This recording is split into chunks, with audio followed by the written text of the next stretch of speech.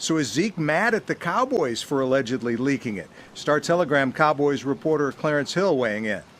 From my understanding is they believe someone tipped off a reporter about his test. You know, no one else's name has come out.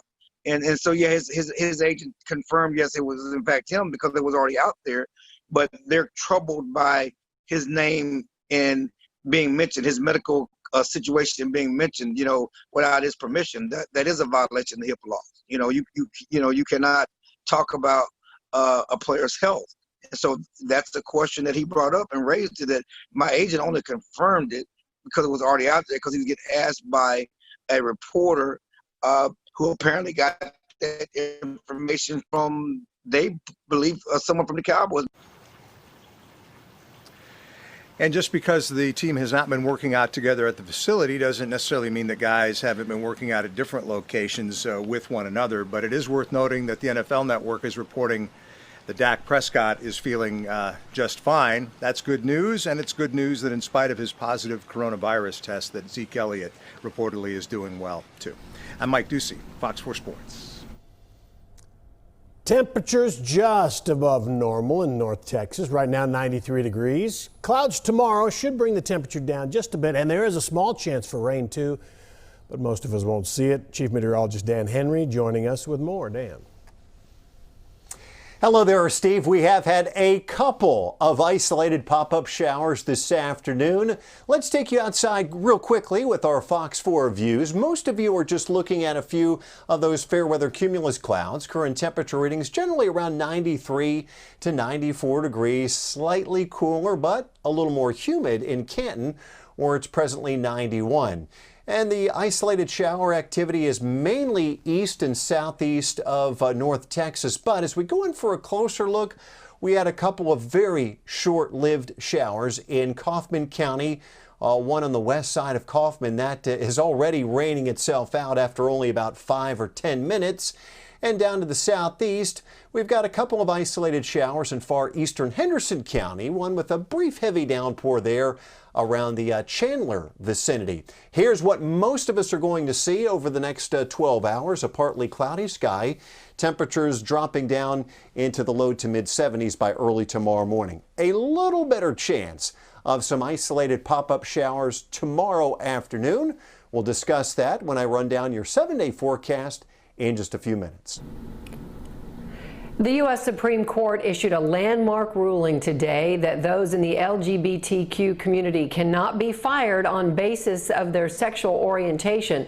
The decision was based on the cases of 2 gay men and a transgender woman who sued after they lost their jobs. Fox 4's Lori Brown spoke to the partner of one of the men who lives in Dallas. She joins us now with the story. Lori.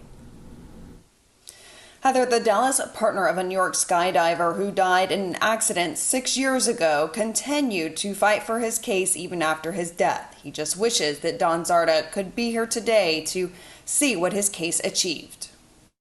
This morning when I found out that we had won, there were so many emotions. Of course, I was excited, I was happy. There was part of me that was sad because Don didn't get to be here for this case and for the ruling.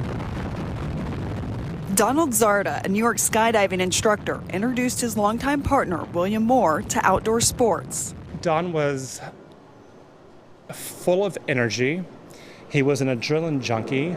He liked to do fun things. He was a skydiver. He was a rock climber. He loved to be outdoors. But in 2010, Zarda's career as a skydiving instructor ended abruptly because he was gay. He was taking a female passenger up for a tandem skydive where he was strapped to her very tightly in close quarters.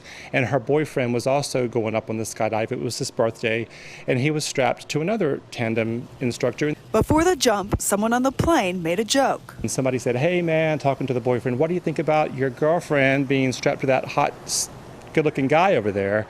And Don said to her, "Don't listen to them. I have a husband in Texas." And that was it. And the jump went well. A week later, the boyfriend complained and Zarda was fired. Said that he could not be talking about his sexual orientation with passengers and with clients. And Don said, but I don't understand, because you talk about your wife and children to people. Why can't I talk about my husband? I just simply said that I have a husband in Texas. Now, with the Supreme Court's 6-3 ruling, Zarda's case and 2 others will expand federal protection against similar workplace discrimination. The court ruled on a provision of the Civil Rights Act of 1964, known as Title VII. It bars discrimination because of sex and now applies to biases against LGBTQ workers as well. Don always said to me that he didn't think that he had a purpose in this world, and which was sad to hear him say that. For years, he would tell me that he felt he had no purpose, and he had such a big purpose that he never was able to see. Justices Samuel Alito, Clarence Thomas, and Brett Kavanaugh dissented, arguing that changes to Title VII should be made through the legislative process in Congress. Heather.